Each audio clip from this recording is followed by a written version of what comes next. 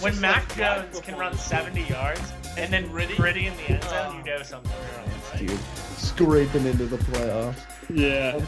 You might as well just call that the Schmigley Jones parlay. Those are astronomical. Come Veterans terrible. Kenny Galladay's good. Oh. Man, if the Giants win one playoff game, I'm going to be so hyped. All right, everybody. Welcome back to the pre-week one recording of Drop a Pass, Run a Mile. This is Jared speaking. I know you don't usually hear me until Evan says, and Jared's here, and I'm like, woo! But I'm the main man now. I threw Evan out. He's no longer a part of the podcast. Just kidding. He's a little under the weather today, so I have Owen here with me. What's up, Owen? Woo! Perfect rendition of me. I love it. So last week there was absolutely no NFL football because fourth preseason week. But you know what there was? There was this little thing called college football, and it is fantastic. What are your thoughts of this first official week of college football for everybody? Oh, I was loving it. I was so glad that football was back.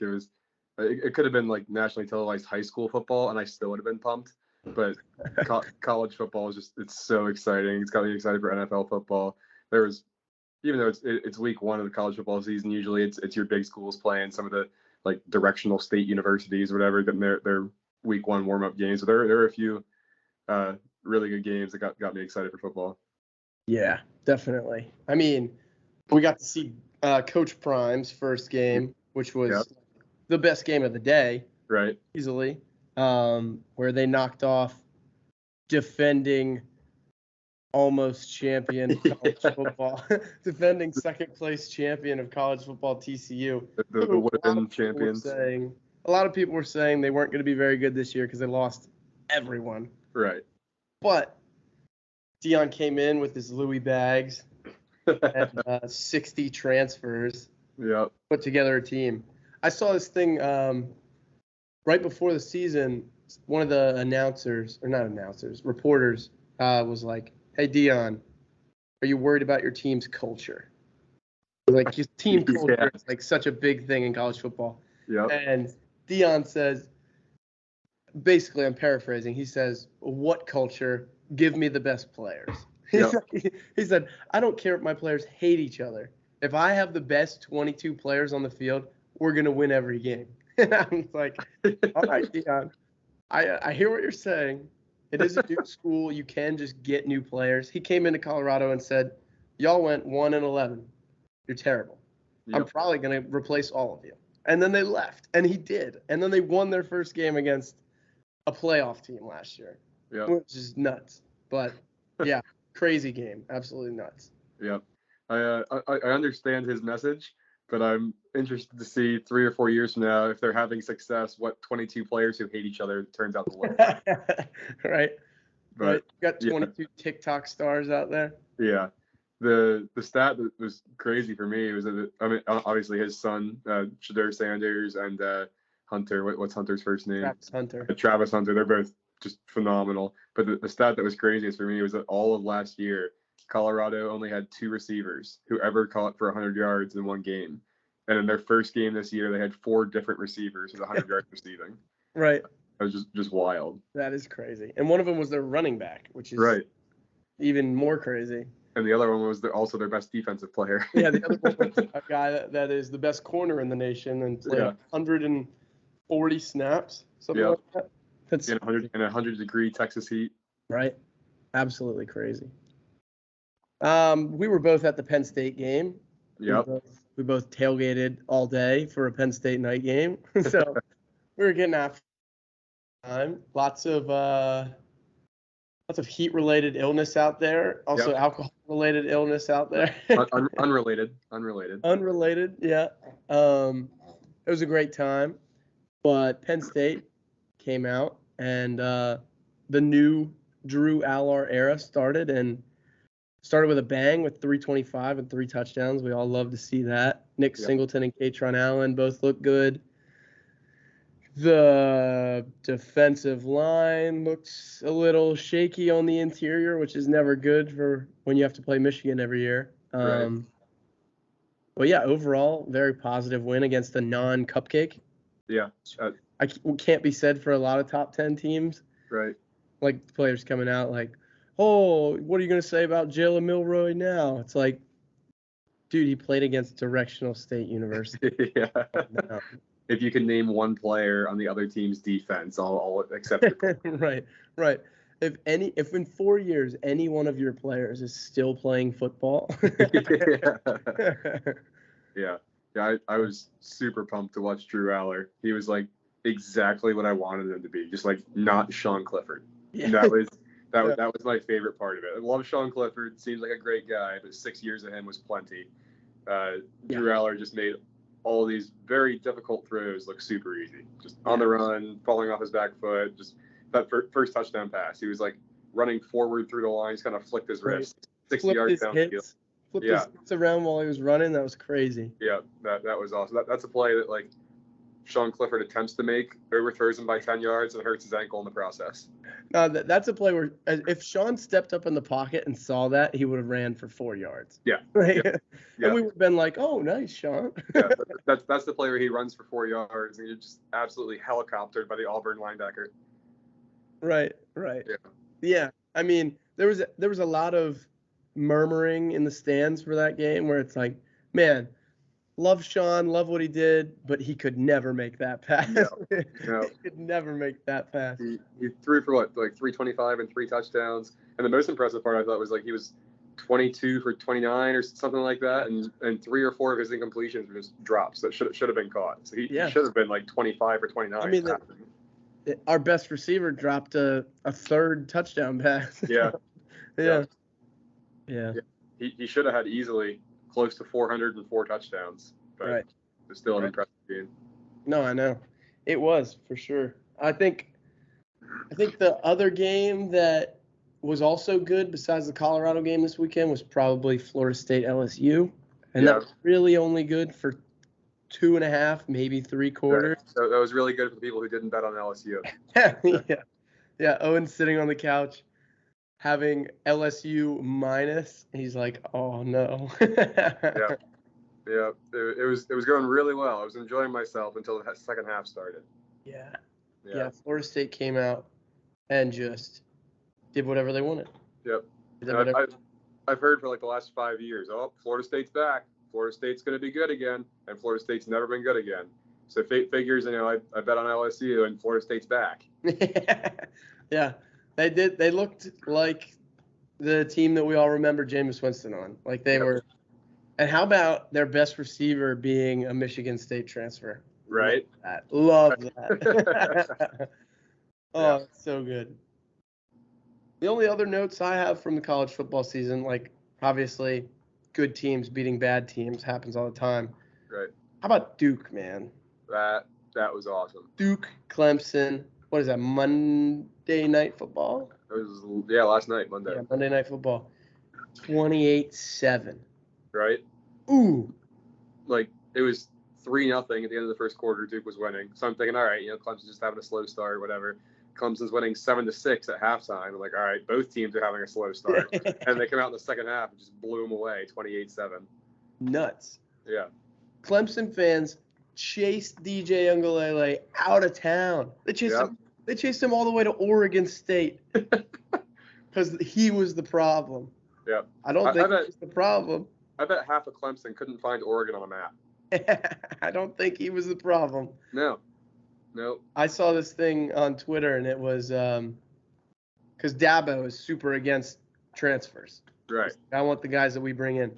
Which is a bold stance at this point. In today's game of college football, that's not an option.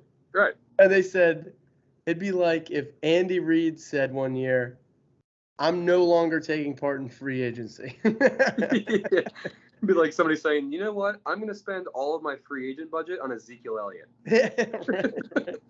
Right. Instead of getting new players that might help our team, we're going to stick with just drafting and keeping our own players. Right. Like, nobody's doing that. No. It's not going to work. But having said that, love seeing Clemson lose. Yeah, that was sweet. Love it. They're like a cult down there. It's weird. Like that's funny coming from a Penn State fan. Right. But Clemson is like a total cult. Dabo is just strange. I don't know. Yeah. Never a big fan of them. But now they suck. Let's go. Yeah. The only other note that I had for college football was that Ohio State has never looked less scary. Oh, I know. Like watching that game, as a Penn State fan, I've seen Penn State lose to Ohio State and Michigan more times than I like to talk about. But I'm pretty used to having Penn State go 10-2, losing to Ohio State, losing to Michigan, and then winning a New Year's Six bowl game. But this year, I can't remember the last time I watched an Ohio State offense, and I was like, man, they're going to give Penn State some trouble. But like, it was 10-3 against Indiana in the third quarter, and not once did Ohio State's quarterback make a play where I was like, oh man, like that was nice. Right. So good. Yeah, watching Drew Aller play, watching this guy from Ohio State play, I was like, this is the first time in forever that I'm excited to play Ohio State on the road. I know. Yeah, they. I wish we could play them next week. Right. But yeah, he didn't look good at all. He looked scared. Yeah. Which is weird because Ohio State is better than Indiana in every facet possible. And Indiana had no problem running the ball against them either. Like they ran the ball right down their throats for a while. Then once it got to be a 2-score game, they had to start passing. I know. But if Indiana's running the ball against Ohio State, that's not a good sign. No, not at all. All right. Let's get on to the main topics of this podcast, which is professional football. We forgot about that. Let's talk about it. So anything from the preseason that stood out to you or recent news?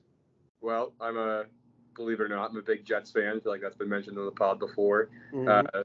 But I've loved just all the news coming out of Jets camp and watching Hard Knocks and all the fun stuff they've had going on this offseason. But one of my favorite players the entire preseason and the offseason so far has been Jason Brownlee, this receiver that the Jets got who was undrafted. And he reminds me a little bit of Robbie Anderson, not really in the way that he plays, just in the way that he was an undrafted free agent who they signed and completely tore it up during training camp and earned himself a roster spot. They had probably one spot that hit. Right? Yeah, he's a pretty big guy, yeah, but he's quick too. Yeah, they had probably one roster spot for a receiver, like their fifth receiver who would also play special teams that he was fighting for. And obviously the whole thing with Corey Davis happened, and now they had two spots. And so he's probably their fourth receiver right now, which is kind of cool for him. Xavier Gibson too. Yeah, and Xavier Gibson, who's like, he kind of reminds me of like a Steve Smith, like a little short guy who just super quick. I don't know how much you'll see the field on offense, but yeah, they're both exciting to watch. So I'm looking forward to seeing those guys. Yeah, no, that's awesome. Some recent news that I saw, Travis Kelce hyperextended his knee. Yeah. And it's currently Tuesday at 6:19 p.m. He might not play Thursday, which is insanity because it's Travis freaking Kelce. Yeah. And the Chiefs are playing. It's like, so that means that the Chiefs are going to be Sky Moore, MVS, Rashee Rice. Who's their other tight end? Do they have one? They've got a couple nondescript white guys that sometimes play tight end. Do they still have Jody Fortson? That guy was decent. I have no idea. He was like a hybrid receiver tight end. I don't know. But yeah, it's I don't know who Pat's going to throw to. Yeah. Because usually it's Travis, and then he spreads it out to everybody else. Yeah. I'm interested to see who the go-to is when Travis is out. Maybe it'll be Pacheco. He'll probably find a way to throw to himself. Pat Mahomes will make it work. Patrick Mahomes rushes for 250 yards because he couldn't throw it to Travis Kelce. Yeah. If you put Pat Mahomes on some Canadian Football League team, I'd still bet for them against a lot of NFL defenses. Just I cannot bring myself to bet against Pat Mahomes. Yeah. No, I feel that too. Another piece of news I saw this is the depth charts. They're not required to come out until like tomorrow, I believe, along with the injury reports. But Bijan is listed as the third running back in Atlanta. Yep. I don't think that's anything. I know Evan was a little bit more worried about that than I was. But yeah, I don't think it's a huge thing, but it is something. Yep. It's interesting, not important. But I still think Bijan's going to be the starter come Sunday. Yeah. But it's just maybe it's a little rookie hazing for him. I obviously think that if they drafted him that early, he's going to be the guy for them. But I wouldn't be surprised if it starts out reasonably close to 50-50 between him and Algier. Like Algier had a 1,000-yard season last year. He was a rookie last year. I don't see any reason to not keep him semi-involved. And then as the season goes on, maybe it shifts a lot more towards like 80-20 or 90-10. Yeah. But they did the same thing last year with Breece Hall. Breece Hall was 50-50 with Michael Carter at the beginning of the year, and as it went on, he kind of took over. And then he got hurt and lost it all to Michael Carter. But right. Yeah. And Zonovan Knight. Yeah, Zonovan Knight. Yeah, I mean, you and Evan see more together on this than I do. With late round running backs that pan out, yeah, you don't owe them anything. It's great for you. You gave them one good year of starting. It's just like James Robinson. I said it from the start on James Robinson. I was like, they drafted him super late. He had an awesome storybook season. Move on. You don't owe him anything. You got 1 year of him being the power threat down the middle, getting beat up every play. Yeah. And then the next year, Travis Etienne. Or the next year, Javonte Williams when he took Philip Lindsay's job. Or the next year, Bijan Robinson, because you can't. It's just like it's like the extra fry at the bottom of the bag. The bonus fry. Oh, who knew that was there? Shout out Jim But it's Gaffigan. not like the next time you go to McDonald's, you're not going to bank on extra fries.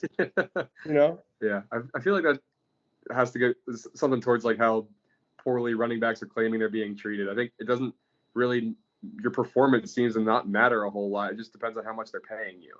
Like for years, Tony Pollard was better than Ezekiel Elliott. But because they were paying Ezekiel Elliott so much more money, they kept giving him the ball. But like, you get James Robinson in a late round, you're not paying him a whole lot. He has 1,000 yards rushing and 8 touchdowns, whatever, his rookie year. But then you get rid of him because you draft Etienne and you're paying him more, so now he gets the carries instead. Yeah. So the running backs aren't getting paid a lot in general, but the ones who are getting paid seem to be getting the carries regardless of performance. It is just kind of. No, yeah, I agree. I think one other thing that I saw that was pretty interesting was that the whole Kyler Murray Cardinals thing, where a bunch of reports came out and they were like, Cardinals probably aren't going to play Kyler Murray the whole year. And it's like, what? Yep. What happened? Which, I mean, the moves they made in the last week kind of make it seem that way, where it's like, these guys clearly aren't trying to win. Trust the process. A starter between Josh Dobbs and somebody else. Yeah. I don't even know his name. It's giving me 76ers trust the process vibes. Right? So let's win 5 games the entire NBA season so we can draft first for 3 years in a row and rebuild our team. Right. Yeah. No. So if they sit Kyler, you got to think they're trading him because you're not going to want to rebuild a roster with a massive quarterback contract. Right. Even though his isn't crazy massive, it's like $36 million a year. Right. Not exactly awesome for building the roster around a young guy. And if they suck that bad and have the Texans pick, who are probably going to suck as well, no chance I'm not trading Kyler Murray. Right. No chance. Like the funniest part to me is that they were concerned that Colt McCoy would win them too many games. No, they cut Colt. Yeah, like I like Colt McCoy. He's a decent backup quarterback, but like if you're concerned that he's going to win you too many games, I don't know. No, I know. That was insanity. I think Gibby, chill out. Gibby thinks it's ridiculous. Gibby thinks it's absolutely ridiculous. Absurd. All right, we're going to pause here quick. I'm going to feed him.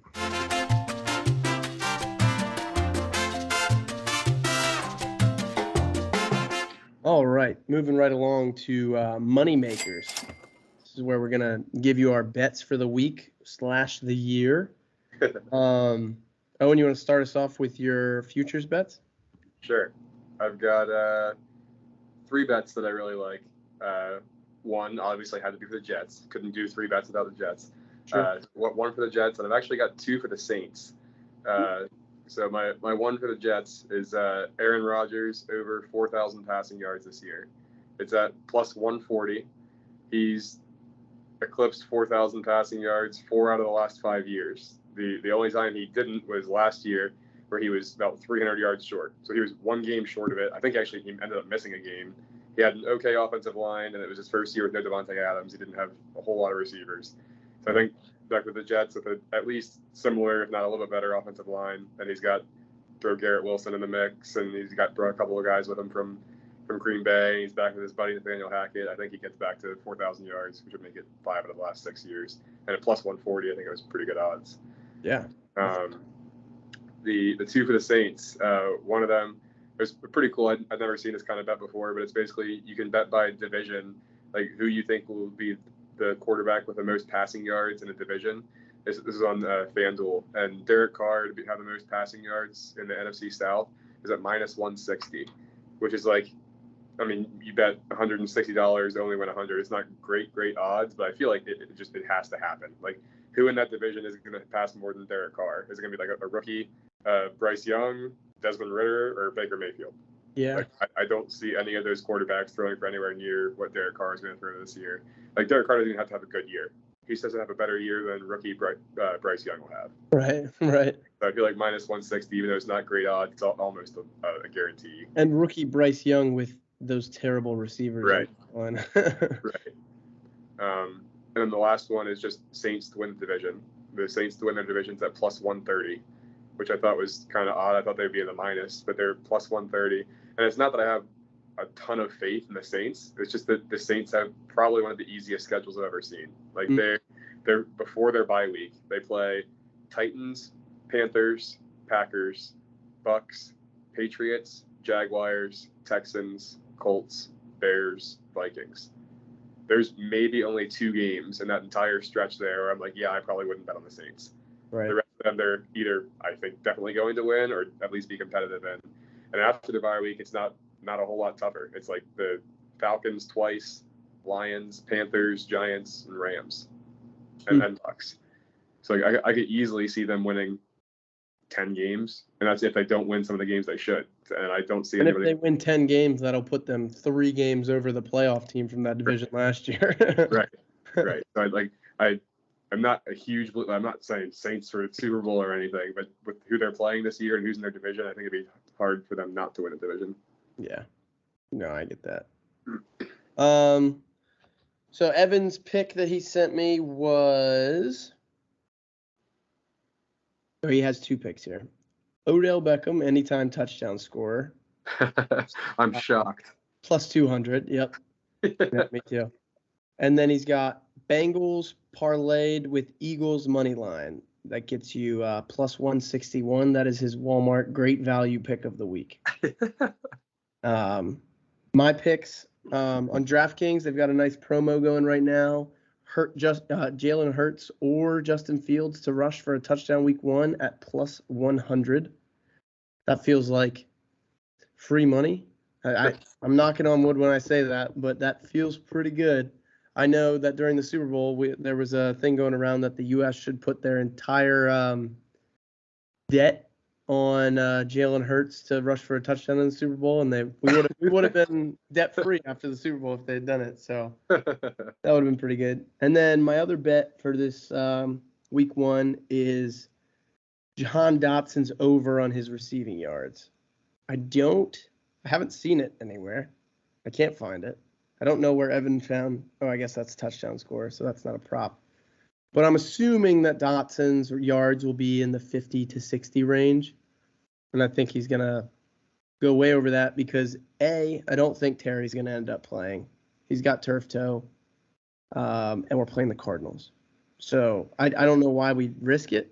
The team who's actively trying to lose. Right. The team that just cut Colt McCoy for a guy that wasn't on their team a week ago.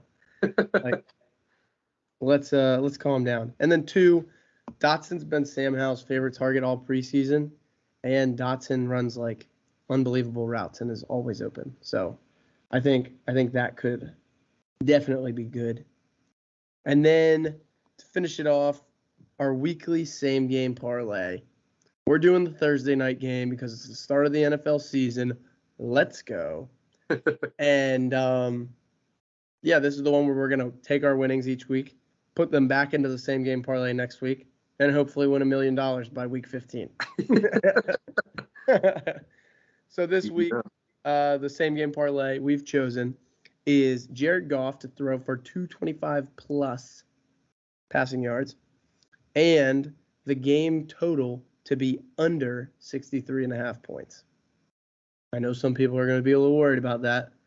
Pat Mahomes, without Travis Kelce, might not score as many. Chris Jones isn't playing, so that's not as good for us because he's on defense. But a lot of new guys in Detroit. Might take a little bit of time to gel. I could easily see this game being 28 to 27, 26. Like, close, down to the wire. 8 touchdowns scored. That'd be insane. But at the same time, under our point total. So that is our weekly same game parlay, brought to you by us. If you want to sponsor the podcast, reach out on the Instagram. Yep. But so far that parlay is going to be brought to you by us. Owen, do you have any others? No, I think that's all I had. Awesome. All right. Moving right along to the 2-minute drill. I will start my timer.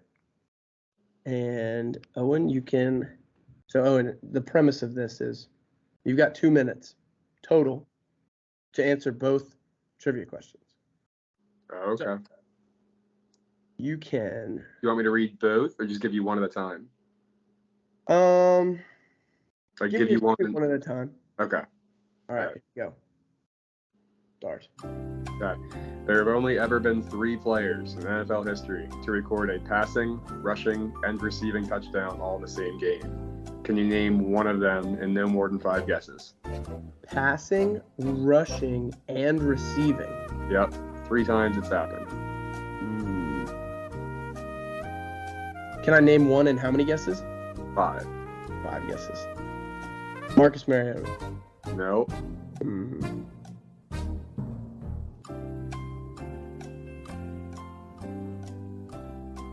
Nick Foles. No, good guess. That's one of the ones I would have thought of. Receiving.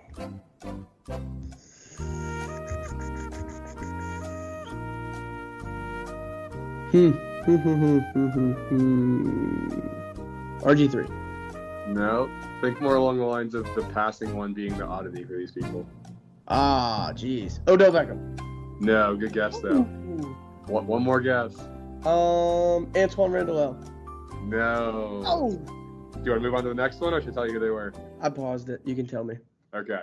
You definitely know 2 out of 3 of them. The one that I wasn't sure who it was is David Patton from the Patriots. Never. Not sure who that is. But the other 2 were Walter Payton and LaDainian Tomlinson. Oh, LT. Dang. Yeah.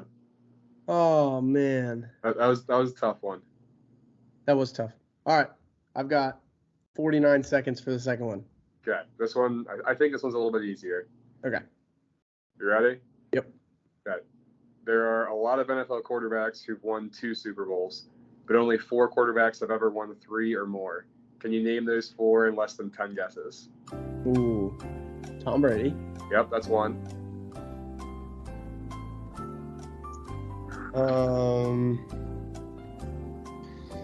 Okay. Joe Montana. That's 2.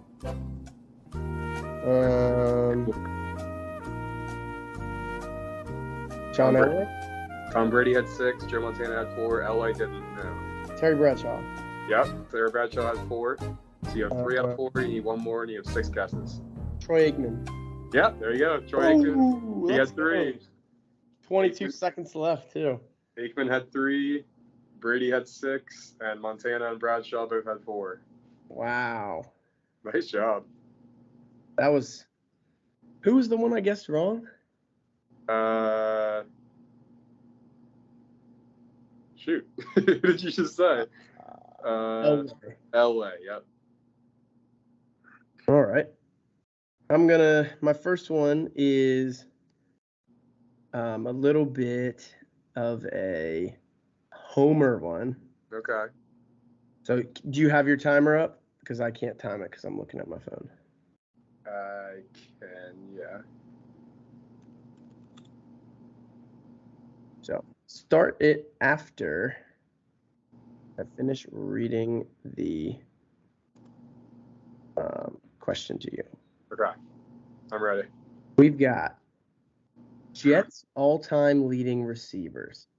Okay. Name the top.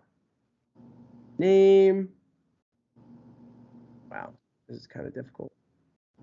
Name 3 of the top 5 in 5 guesses. 3 of the top 5. Okay, this is like career yards? All time. Okay. And it's like, you said 5 guesses to get 3 of them. Mm-hmm. They're in the top what? 5. Okay. Wayne Corbett. Wayne Corbett, number 3.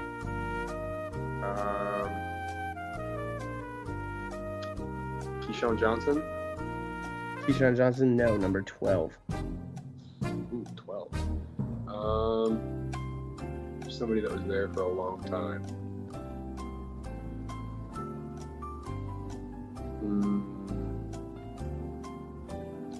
Got like, shoot.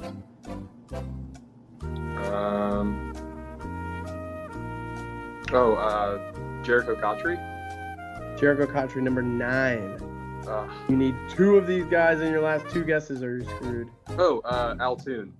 Altoon, correct, number 4. Okay. You've got 1, 2, and 5 left. Missing number 1. Yep.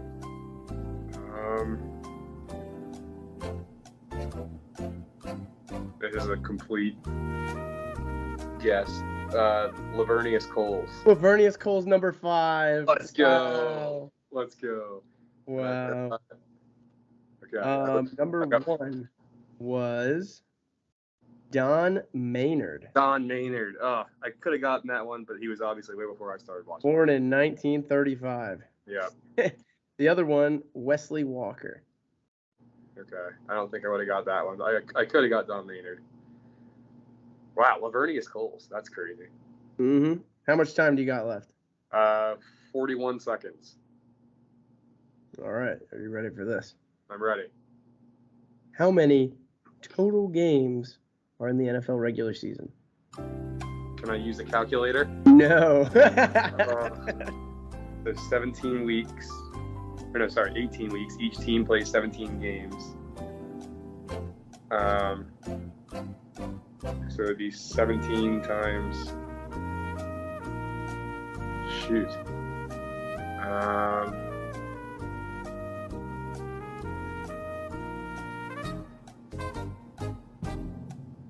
17 times 32. Is that right? No, because some teams are playing each other. So it'd be like what? 17 times 16 times 15 times 14. That kind of thing. Nope. No factorial. Oh, man. I'm about out of time, so I'm going to guess 256. Ooh, close. The correct math is 17 games times 32 teams divided by 2 because you have to be playing each other. So you put 17 times 16, which is 272. Okay. That was tough, though. 40 seconds for a lot of mental math. That was a lot of mental math. Had to bring the teacher a tough question for That's funny. All right. Let's move right along here to the pigskin predictions. This is the segment where we will go through each game this week and tell you who is going to win against the spread. Ooh, much tougher. Much, much tougher against the spread. Coming from someone who went less than 500 on these last year. Yes, take our betting advice. This is not financial advice. All right, Thursday, starting the season off strong. There's going to be probably like a million things going on before this game. There's probably going to be some concert by some like hardly known person before the game, or somebody that's well known but well past their prime, Jackson Mahomes. like Demi Lovato or something like that. But anyways, Chiefs hosting the Lions. The spread, 5.5 to the Chiefs. Who you got? The Chiefs. Whether Travis Kelce or not, it's in Arrowhead. Like, there's very few teams that I would pick to beat the Chiefs in that situation, even without Travis Kelce. So I got to go Chiefs. Yep, that is correct. Yeah. I'm also going to go with the Chiefs because you don't bet against Pat Mahomes, especially against a team like the Lions, who everybody's super high on, but like they didn't even make the playoffs. Right. I'm not ready to crown them better than the Chiefs. Right. Next game, we'll move right along here. San Francisco 49ers, who might be without Bosa and Kittle, are going to Pittsburgh. The Steelers are plus 2.5. What say you, Mr. Yeah, I gotta watch my back here. I'm gonna pick against the Steelers in Pittsburgh. But honestly, I'm not a huge believer in the 49ers offense. They have weapons out the wazoo, but I'm not confident in any of the 17 quarterbacks that I feel like they have there.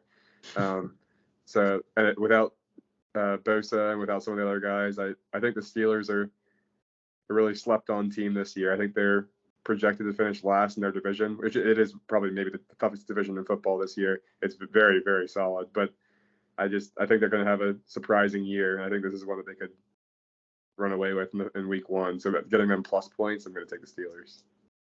Nice. This is kind of a toss-up for me because it's in Pittsburgh, so you know they're probably getting 3 points for having the home game. So if this was in San Fran, it'd probably be 5.5 to the Niners. And then if Bosa was playing, it'd probably be like 6. You know, it just climbs quick.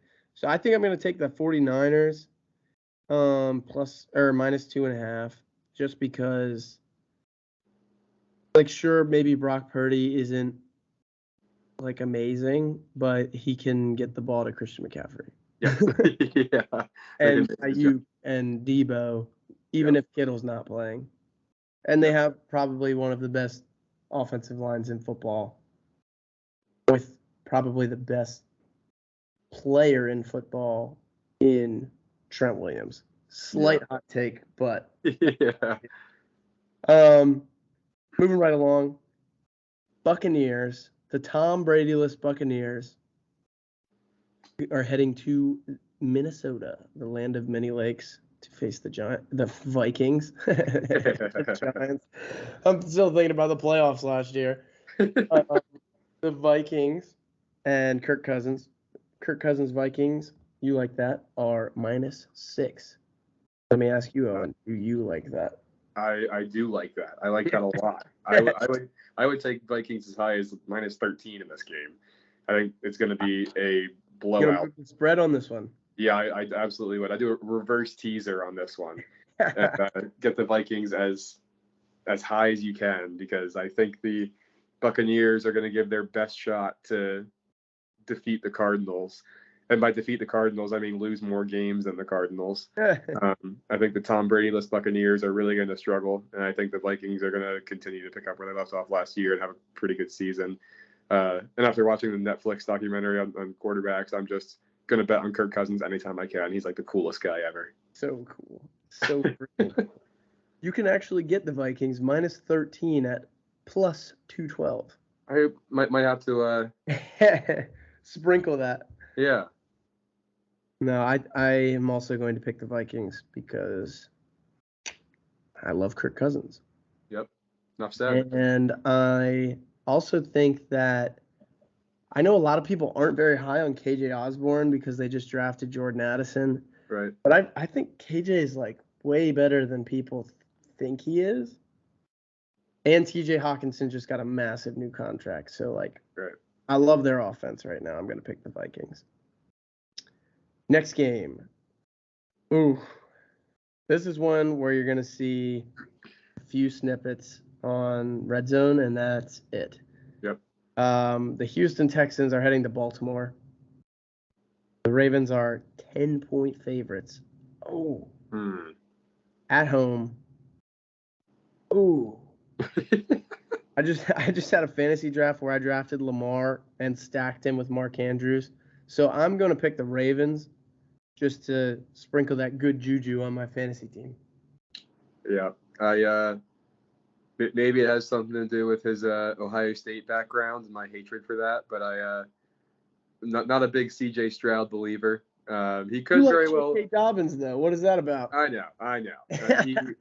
Stroud could turn out to be pretty good. I don't know. I just have not been impressed thus far, and I think that's one that the Ravens are going to have a pretty easy win. Even if CJ Stroud does pan out to be semi-successful, I don't see it happening in Week 1 against a good defense in Baltimore. I don't see it happening the first year. Right. So I think, I'm definitely going Ravens here too. Yeah. You can get them minus 470 for money line. Interesting. That's crazy. Yeah, Ravens for sure. Is it only night games where they get that CGI Raven to fly over the stadium, or do they do that during day games too? I don't know. I feel like it's kind of hard to see during day games, which might so freaking cool. I love when they do that. Next game, Tennessee Titans heading to Owen's sleeper team, the New Orleans Saints. Mm-hmm. Titans are +3. You said they're in Tennessee, or are they in? No, they're in New Orleans. Okay. Which means if it was in Tennessee, it'd probably be even. Yep. I think I'm gonna go with the Titans +3. They're not hurt yet. I know Derek sometimes starts slow, but they have Treylon and D-Hop. I think they could, if not win, at least cover. I'm going to go Titans, +3. I think I got to go Saints at -3, just because the Titans do usually start out Derrick Henry slow, hoping that when they make playoffs, he still has some juice left. I don't see the Titans making playoffs this year. Maybe Tajay Spears goes off then. Maybe Yeah. it's Derrick Henry. Yeah, so I think even if they do get a heavy dose of Derrick Henry, I think if the Saints can put up a few quick points with their offense, their Titans are going to be playing from behind and having to pass anyway. So I don't believe in any of the 3 Titans quarterbacks enough to not take the Saints. Yeah, I feel that. Mine's kind of I'd like to see the Titans win that game. Yeah. Next game, we've got the Jaguars heading to Indianapolis and Lucas Oil Stadium to play in front of Pat McAfee. The Jaguars historically dog the Colts. Yeah. Even when the Colts are a far better team, even when they were the much better team, they still. Yeah. So Jaguars -5, Anthony Richardson's first game. In the home stadium, if this was in Jacksonville, it'd be -8. Give me Jags minus the points. Yeah. I think Anthony's going to have some growing pains. Especially with Trayvon Walker and Josh Allen coming at him. Right. I love Lucas Oil Stadium. One of the best stadiums I've been to so far. I think Anthony Richardson. That's a hot take. Yeah. I know it's not because you've been to them, but if you told people, like, oh yeah, Lucas Oil Stadium is one of the coolest stadiums, they're like, are you talking about that farmhouse in the That's true. The outside might leave something to be desired, but it's a little bit of an older stadium. It's kind of cool. The inside's awesome, like a retractable wall you can see the city through. But love the stadium. I think Anthony Richardson could be pretty exciting. Maybe this is the year that they get the Jags back, but I'm still taking Jags at minus the points. Yeah, I agree. Next game, we've got a really intriguing one. This is super interesting to me because Joe Burrow's Bengals are heading to Cleveland. And Joe Burrow is minus 2.5. Now, stick with me here. Joe Burrow and the Bengals have started slow each of the past 3 years. Yep. They start slow. It's just what they do. Everybody's like, it's okay. They're the Bengals. They'll be fine. And so far, that's been proven true. But they start slow. And Cleveland and Deshaun Watson has looked way better than last year. He's running. He's moving. He's making off-kilter throws. And Nick Chubb's a dog. I'm gonna go Browns plus 2.5 here. I think that's a fair pick. I'm a little bit biased here in my hatred for the entire city of Cleveland. Have not had good experiences there in the city known as the Mistake on the Lake. But yeah, I think I'm gonna have to go Bengals just because I do like Joe Burrow. I think they're the better team, whether it's later on in the season or if they have a slow start, whatever it is. I think they are the better team. I can't bring myself to pick the Browns. It's understandable when you almost got mugged. Yeah. I'll let you go with the hatred for Cleveland as your reason. Yeah. My first trip to Cleveland was almost my last, but you saw Baker Mayfield's first win and Cleveland's first. That was probably cool. I did. Yeah, there was something. Right up until you tried to leave the stadium. Right. It was great until I wanted to go home. Next game. This game is going to be unbelievable. Sold out FedEx Field. That stadium for the Commanders. The Washington Commanders are -7 against possibly the worst team in professional sports, the Arizona Cardinals. You're giving me 7 points in week 1 for my favorite team? Sam Howell's season. Oh, it's going to be so good. I can't even. I'm going to need a wellness check on Sunday because of how excited I'm going to be the whole day. But yeah, give me Commanders minus 30. Wow. The Cardinals are horrible. The Cardinals are horrible, and we have Eric Bieniemy as our offensive coordinator. End of story. Maybe not 30, but I'm definitely taking 7. Yeah, the only 2 things that worry me are that FedEx Field in a sold-out stadium might collapse.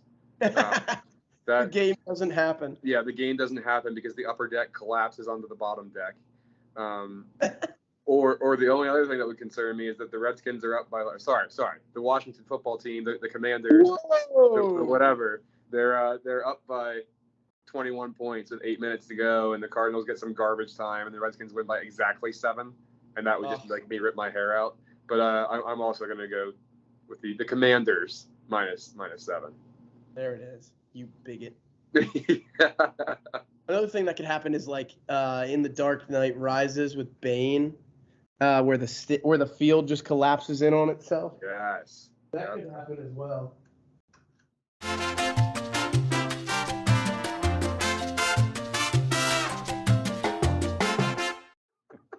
All right, next game. Moving right along, the Carolina Panthers are heading to Atlanta, and they're plus 3.5. The Panthers are. The Panthers are.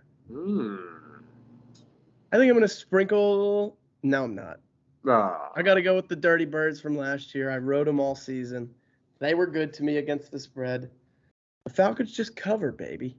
They just cover. And who knows? Maybe Desmond Ridder gets hurt and Taylor Heineke plays. I'm going to go Falcons minus 3.5. Okay. This is in Atlanta.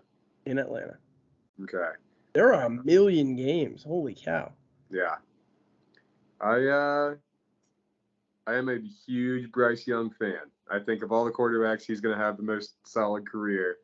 But he does not have a whole lot around him unless you're counting 65-year-old Adam Thielen. But I am going to go with the Panthers plus the points in Atlanta in week 1. I think maybe Bryce Young shocked. Sick stadium. Oh. Yeah. One I haven't been to yet, but I'm definitely excited for. I haven't been to a game there, but I did stay in the hotel next to it. Oh, I mean, that's the same thing. pretty much the same. I watched the Super Bowl in Atlanta, basically. But yeah, that stadium is sweet. Yeah. Next game, we're going to move through this quick. I'm not even going to let you talk about it. All right. Eagles -4 in Foxborough. Come on. Yep. Come on. Eagles. Eagles -8 in Foxborough. Eagles. What are we talking about? The Patriots are going to suck. Yep. Sorry, Almeida. They're going to suck. Anyways, next game. Dolphins +3 in that empty stadium in LA for the Chargers. It's a Dolphins home game. Dolphins home game. Dolphins fans travel really well all the way across the country, right? Yep. No. No. Yeah, I'm going to go.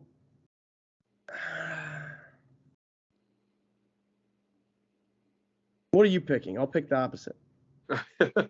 I think I actually. You said this is Dolphins Rams. Nope, Dolphins Chargers. Dolphins Chargers, and the Dolphins are at what, +3? +3. That feels good. Like they set a good line. Bravo, bookkeepers. Yeah. It's almost like they know what they're doing. Right. If I were to bet on this game, I think I'm betting the over. But if I had to take a spread, I think I'll take Chargers just because I would like to see Tua in a game situation again before having complete faith in the Dolphins. That's a good point. And but he did jiu-jitsu over the offseason. I sure he did. They've practiced how not to die, basically. Right. But yeah, I think whether it's a home game for the Dolphins or a home game for the Chargers, I think I still lean Chargers in this one. And because you're leaning Chargers, I'm going to lean Dolphins because I don't know what to pick and I don't want us both to be wrong. So, right. Can't have that. Tie incoming. We're both gonna be wrong when the Pats beat the Eagles week 1. If that happens, that's like when Big Cat gives the pinky bet. Right. After like week 4, he's like he picks a team. He's like, if this team wins the Super Bowl, I'll cut off my pinky. I'm borderline willing to say that I'd cut off the tip of my pinky if the Eagles lost the Patriots in Foxborough. I don't know that FanDuel has a body parts option for you to bet. I did say borderline, so I can't be legally held to that. But let's just say you'd have to get me what are the odds. Yep. Next game, Rams heading to Seattle. Rams are going to suck. Seattle's 5.5-point favorites. I like the over in this game at 46.5. Actually, no, Cooper Kupp's not playing. Right. Yes, Seahawks -5.5. Easy. Yep, I would agree. Okay. That's a 425 game. That'll be. There's a couple 420. The Eagles game is 425. Oh no. That's going to be a blowout. Next game, Jordan Love, first start of a season where he was the QB1. +1. The Packers are +1 against the Bears in Chicago. The Chi-Town Bear guys. Chi-Town Bear guys. Oh, man. Because Evan's sick, I'm going to pick the Chi-Town Bear guys to hopefully cheer him up. Because Evan loves picking them for no reason at all. And he said, "Oh, remember last year when you said the Bears were going to be the worst team? They weren't the worst team. They were the worst team, Evan." But I'm going to pick them. All right. The Packers have – actually, that's not true. Aaron Rodgers has owned the Bears for a very, very long time. And before that, Brett Favre owned the Bears for a very, very long time. So I'm not sure if it's going to continue on with that trend or not, but I'm going to take the Packers and Jordan Love continuing to own the Chi-Town Bear guys. There you go. He did wish them a happy Father's Day, so I don't know what that means. Next game, Raiders, Broncos in Denver. The Broncos are -4. Man, that's a lot of points for the Broncos. Weird. The Broncos are favored with Russell Wilson as their quarterback? Wasn't there a few games last year where they didn't score 4 points? Well, I think there was. I'm going to go Raiders +4. I'm tempted to bet a lot of money on like Broncos' future this year and think that maybe it's the year that they figure it out and Russell Wilson goes back to Seahawks Russell Wilson. But I also would love, right? But I would also love to see him and Sean Payton just stink it up this year. Oh, that'd be almost better than Clemson sucking. Oh, that would be so great. So I think just for that, I'm going Raiders also. Nice. All right, Sunday Night Football.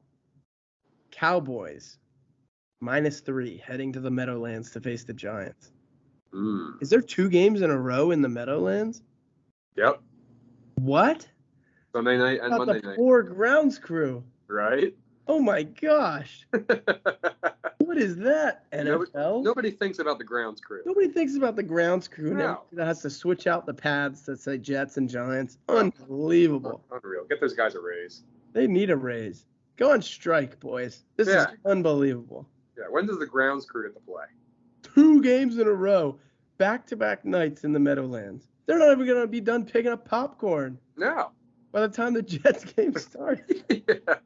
Robert Saleh is going to be running over the grounds crew in the stands in his pregame workout.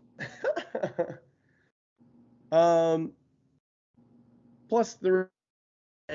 Give me that as a tribute to Evan and his IBS right now.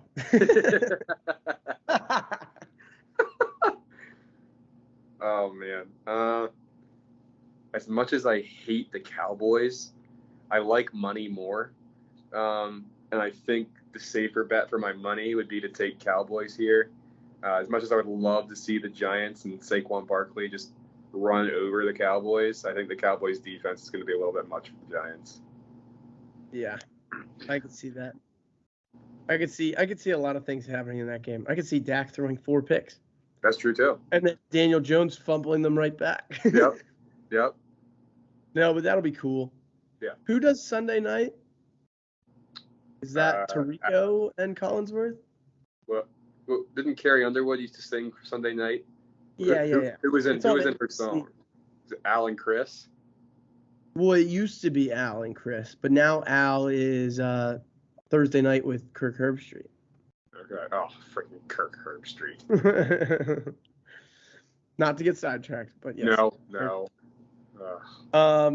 Next game, Monday Night Football. First Monday Night Football of the year. Oh, baby. Cast, Troy Aikman, Joe Buck. Let's go. Bills, -2.5 in the Meadowlands. Those poor field workers. Oh. Unreal. Who you got? Let me guess. Do you pick the Jets +2.5?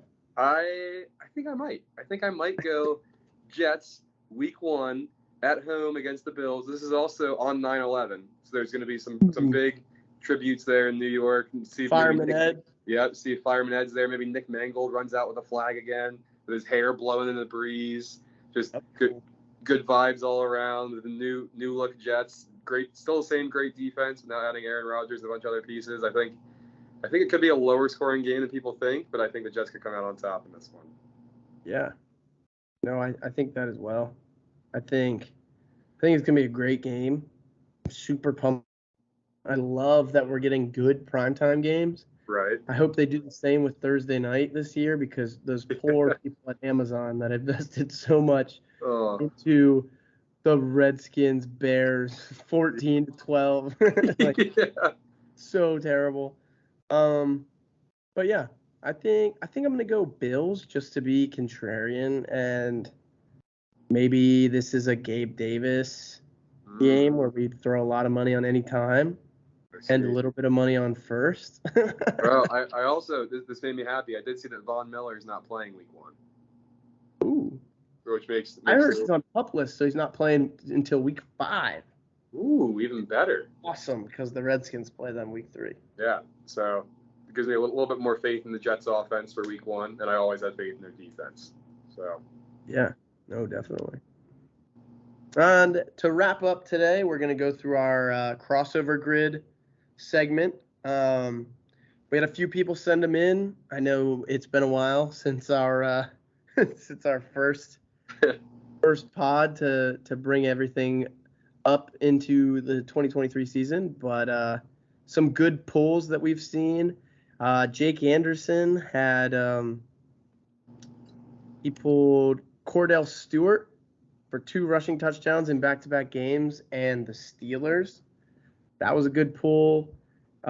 We had someone that is going to remain nameless pull Jeremy Shutt for Saints and like a touchdown in the playoffs. That was a solid pick. So yeah, just continue sending in your crossover grid pulls. We may end up doing some best pull of the season, into the season type thing, but we'll get back to you on that. And yeah, we've got some exciting news coming up. We've got some interviews with some potential guest stars. Some interviews coming up with former NFL players. So that's all very exciting. So yeah, keep tuning in every Thursday morning. And